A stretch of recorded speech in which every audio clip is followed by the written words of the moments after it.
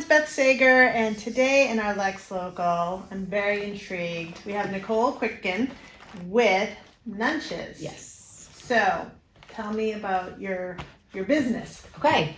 Well, I live in Lexington, obviously, and I started Nunches about a year ago, but in September is when I first launched in Lexington Public Schools.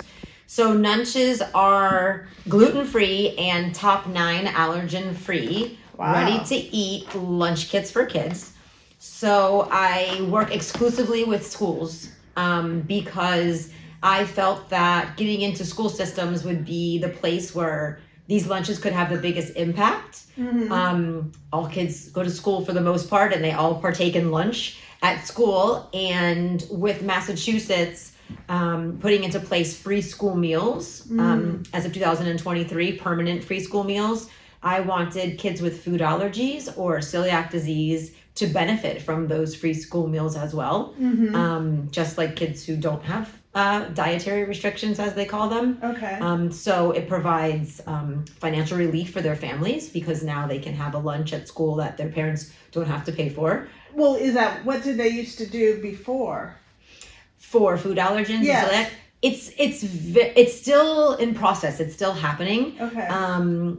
Different districts, each district has their own way of feeding kids, whether it's through a food service provider, a culinary group, or the school board itself. And they kind of go about it in different ways. Particularly, the parents might call and request an allergen-free meal, and then they kind of look at the ingredients. It's a little bit of a labor-intensive task, and this is a lot faster. So the schools before didn't just have it on offer, right? Oh, and here is our nut-free version. No. So if you had a child who had any of these allergies, you would just send their lunch every day with them because that was your only choice? Well, my daughter has celiac disease. She goes to Lexington High School. She's in 9th grade. She'll be so embarrassed that I'm disclosing. But that's what I did for 12 years. I made her lunch every single day. Oh. So go to the grocery store, buy the bag of rolls and then the pound of turkey. And then the next day she doesn't want that anymore and change it up. And my mission of my company, in addition to providing food, though, is to promote equity and inclusivity in schools. Because as kids get older, in the beginning, I just thought, I just want her to have a safe meal. That's what we all think, just let it be safe. Right. But as they get older, their psychosocial development is super important. And being isolated from kids or the schools not seeing them or being able to give them food, it weighs on these children. And I wanted to take that away. I wanted them to walk through the lunch line like the other kids. And that's one of the best pieces of feedback that I've received from the cafeteria employees. That the kids say their favorite part is walking through the lunch line. They've never seen it inside of the cafeteria in that way. They've never engaged in that. And so they get their tray and they get their fruit and, the drink and Nunches, and they walk through the cafeteria of the lunch line and they sit with their friends. And they've never done that before. And so that is kind of nice. It is. I mean, when you don't think about it, you don't think about it, right? But when you have to think about it, I can imagine it's kind of a big deal. Yeah. And so you produce all of this yourself? So what I do is I don't make the food because my goal is to make it as safe as possible. Okay. So what I do is, I'm going to open it. Yeah. Don't mind this. I'm glad you're opening it. I'm curious. Oh, please. Is that I get the components from certified manufacturers. Okay. And they come individually wrapped. So these never touch the air or anything. Okay. So it comes with the bun, and then I just took it out of the freezer, so that's how they're given to the schools. The turkey or ham, and then it comes with either cookies or granola bites, and these are over a half serving of whole grains, and it's 12 grams of protein, so it meets the National School Lunch Program requirements, just as another lunch would, and so they're reimbursable by the state. Ah, nice. Even better. Yeah. Yes. Even better. Even better. Wow. You got it all covered. Well, when I first made it, it was refrigerated, and I met with schools and leaders, and they said frozen is better because we want to eliminate waste. Right. And then, I thought about, should I give something hot or cold? And they said, we don't want any more labor because labor is time and money. And so I made it zero labor. Just put it on the tray. So I tried to accommodate the district's needs, and work together to make something that would help them and the children and me. Right. It has to be easy for them or they're not going to go for Correct. it has to be a win-win. Right. Yes. Right. Absolutely. So then you bring these to the school like once a week or? So as they order it. Okay. Order it. The school orders it. The parents order it using an ordering form. Okay. That we created. Okay. And when the food, so it's called Whitton's, is a culinary group in Lexington. When they get the order, they send it to their cafeterias, and the cafeteria employees take the lunches from the freezer, put them in the fridge, and they're ready for the day. Okay. They defrost in a few hours in the fridge. Okay. So there's no waste. They're delivered frozen. I deliver them myself. You do? Okay. I do. So I have my own box truck. Oh, really? I do. Fun. If you ever need to borrow it. And I drive it to the schools. Okay. But I love it because I can interact with the cafeteria employees, and I get their feedback. Right. And good, bad, or otherwise, I love to hear what they have to say, what the kids are saying, what the parents are saying. Right. Because that's unique to have that access to that feedback from your customers, my little customers. Right. No, that's nice. So how many schools are you doing this with? All schools in Lexington right now. All yes. of them. Mm-hmm. Nice. We're not in the high school. I think we should get there. But at this second, we're not. But I'm slowly moving into other districts in Massachusetts. I just informally got the Framingham Public Schools. Oh, yeah, nice. Which is a large school district. Yeah. And met with them last week, and they're looking forward to having these as an alternative for.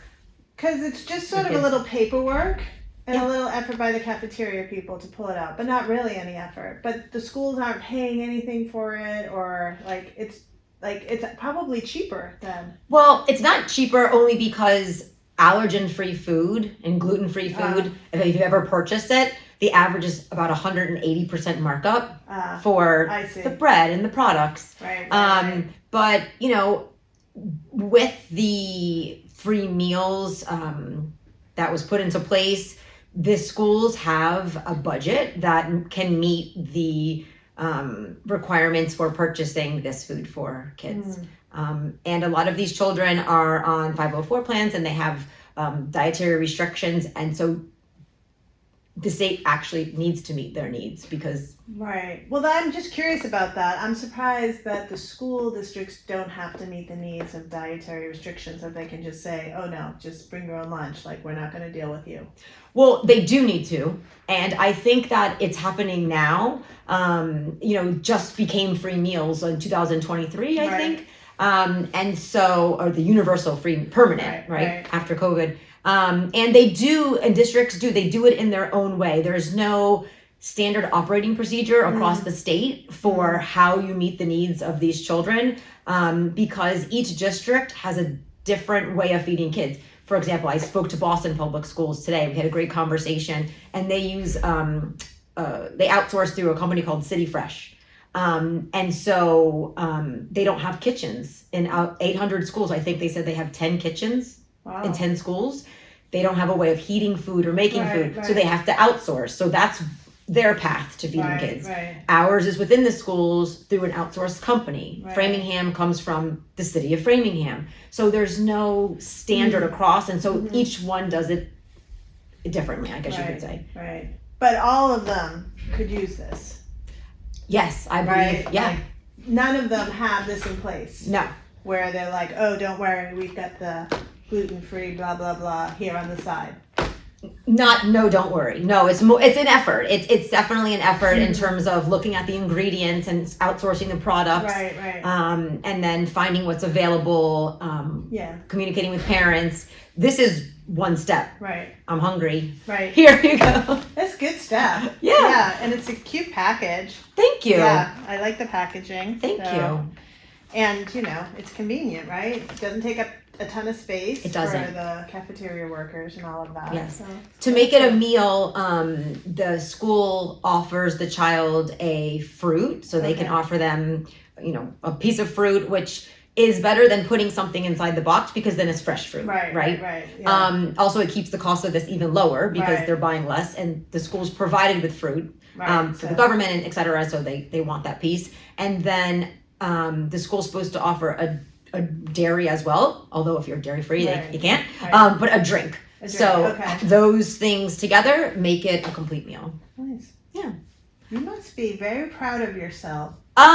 You should be very Thank proud you. of yourself. Like, this is a big accomplishment Thank you. That's very to kind to work say. with institutions. Thank you. I thought the hardest part was making this and finding the solution, but to be honest, I didn't know that I was going to become an advocate for these families. I thought, here's a solution, so this is what we'll do. Right. And it's been, it hasn't been so easy with convincing district after district that you need to be feeding these children.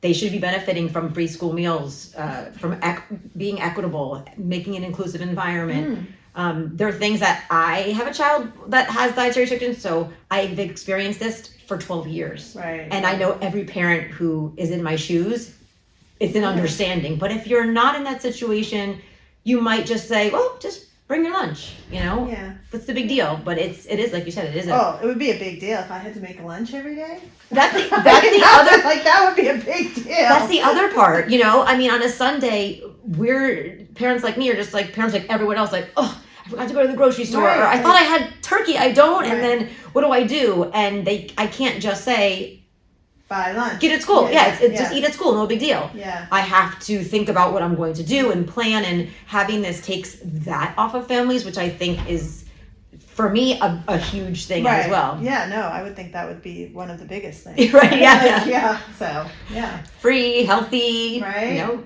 Yeah.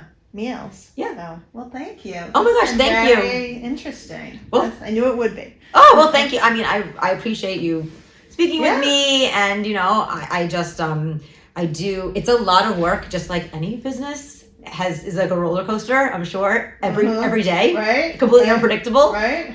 But when you love it and you know that you're making a difference, there's what's better. It's huge. Yeah. There's yeah. nothing better. Yeah. So. No, true. So, thank you. Well, thank you for having me.